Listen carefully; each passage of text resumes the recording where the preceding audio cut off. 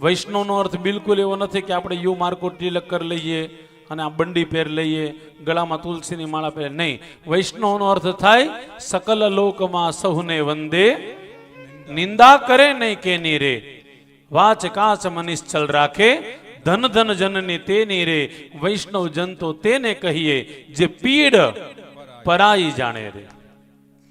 નરસિંહ મહેતાનો શબ્દ, very good. Narsinh મહેતાના શબ્દ છે. વૈષ્ણવ સાચો કયો ભાઈ? તો જે બીજાની પીડા ઓળખી જાય. જ્યાં સુધી તમે બીજાની પીડા ન ઓળખી શકો, સામેવાળા માણસમાં દુઃખ છે તમે જાણી ન શકો, તો માફ કરજો, તમે બિલકુલ વૈષ્ણવ નથી ને નથી. એક સાચા વૈષ્ણવ ને વૈષ્ણવ એટલે આ જ કે જે બધાનું જાણી જાય. સામેવાળા માણસના જીવનમાં દુઃખ આવ્યું તો સૌથી પહેલા ઉભો રહે, એનું નામ છે વૈષ્ણવ.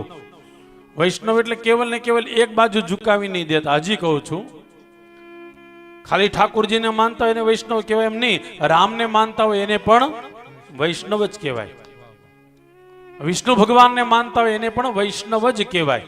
સ્વામિનારાયણ ભગવાનને માનતા હોય એને પણ વૈષ્ણવ જ કહેવાય. આ લોકોએ ભલે ગમે તે બદલાયું, પણ બધાએ તિલક ક્યાં કર્યા? બરાબર ને? નકર સ્વામિનારાયણ અહીંયા તિલક કરે ને વૈષ્ણવ અહીંયા કરે ને ઓલા અહીંયા કરે, એવું તો નથી ને. બધા તિલક કપાળે જ કરે છે. અને મોટા ભાગે જોજો બધાના તિલકનો આકાર એક સરખો છે. યુ માર્કો, બધા એક સરખા તિલકને સ્વીકાર કર્યો. થોડોક આકાર આમ તેમ જો તો લાંબો ટૂંકો ચંદન કંકુ આ બધું છે, પણ બધાએ કપાળને જ આશરો આપ્યો છે. કપાળમાં શું કામે તિલક કરીએ છીએ? તો કે કપાળમાં રહેલા પરમાત્મા, અહીંયા છે ને આપણું આજ્ઞા ચક્ર છે. આમાંથી કોઈ યોગ જાણતો હોય તો ખબર હોય, શરીરમાં કેટલા ચક્ર છે? હા, એમાં અહીંયા છે ને એ આજ્ઞા ચક્ર છે. આ આજ્ઞા ચક્ર એટલું બધું ગતિશીલ છે જેનાથી તમારી મારી આયુષ્ય નક્કી થાય. આ આજ્ઞા ચક્ર જેટલું ફાસ્ટ ફરે એટલે સમજી લેવાનું, એટલે આપણે આયુષ્ય જલ્દી ખતમ થઈ જાય. તો આ આયુષ્ય ચક્ર જે આજ્ઞા ચક્ર, એને શાંત કરવા માટે, ધીમું કરવા માટે આપણે હિન્દુ ધર્મમાં તિલક કરીએ છીએ.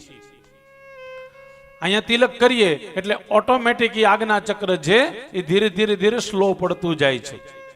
બીજું, બહુ ઈમાનદારીથી કહું, સાંભળજો, તિલક કર્યો હશે ને ત્યાં સુધી તમને પાપ કરવાનું મન નહીં થાય. યસ, જ્યાં સુધી અહીંયા તિલક, કારણ કે આની શરમ બહુ આવે હો. આ વાત અમને પૂછો તો વધારે અમને ખબર હોય. તિલક કરીને આમ ફિલ્મ જોવાય ન જવાય. હા, તિલક કરીને ગમે તે કામ ન કરી શકે, કારણ કે આનું જે છે ને મર્યાદા છે સાહેબ, જબરજસ્ત મર્યાદા.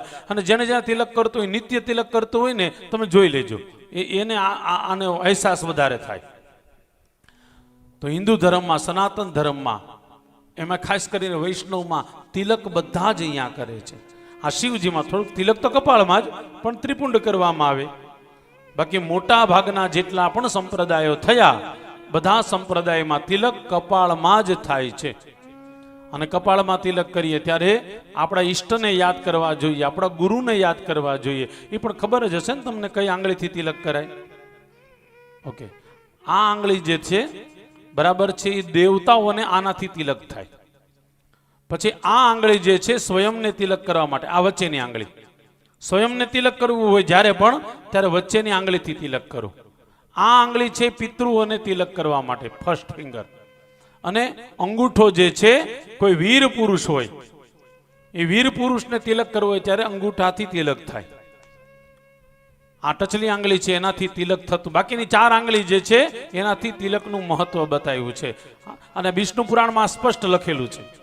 વિષ્ણુ પુરાણ તમને મને કે આ ચાર આંગળી છે એ તિલક માટે છે. હજી એક વાર કહો, અંગૂઠાથી વીર પુરુષોને, પેલી આંગળીથી પિતૃઓને. ગોરબાપા પૂજા કરાવતા હશે ત્યારે તમને ખાસ કહે છે પેલી આંગળી પિતૃઓને તિલક કરો. પછી આ આંગળી, વચ્ચેની આંગળી જે મોટી આંગળી છે એનાથી સ્વયંને તિલક કરો. અને આ રિંગ ફિંગર એનાથી દેવતાઓને, મહાપુરુષોને, કોઈ ગુરુ છે એને આ આંગળીથી તમે તિલક કરી શકો. એકમાંથી એક નીકળતી જાય કથા, એટલા માટે ખાસ કરીને તિલકના પ્રકાર કદાચ બદલી શકે છે, પણ તિલક બધાએ કપાળમાં જ રાખ્યું છે. કોઈ કપાળને છોડ્યું જ નથી. કપાળ છે એ તમારું ને મારું વાસ્તવમાં અસ્તિત્વ બતાવે છે.